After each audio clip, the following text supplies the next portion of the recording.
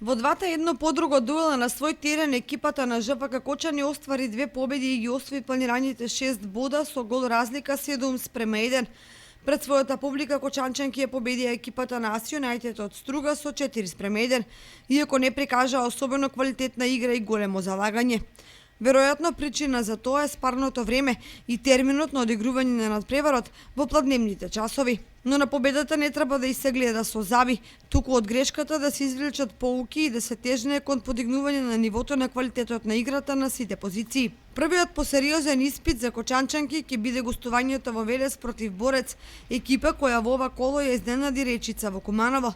Екипата на младост НС на гостувањето во Скопје против шампионот Драгон претрпе убедлив пораз од 5:0.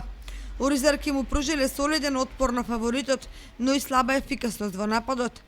Новиот тим на младост НС веќе во третото коло своите квалитети ќе ги тестира против незгодната екипа на Конзули од Битола, со желба пред својата публика да стигне до втора победа и нови 3 бода за приклучок кон горниот дел на табелата.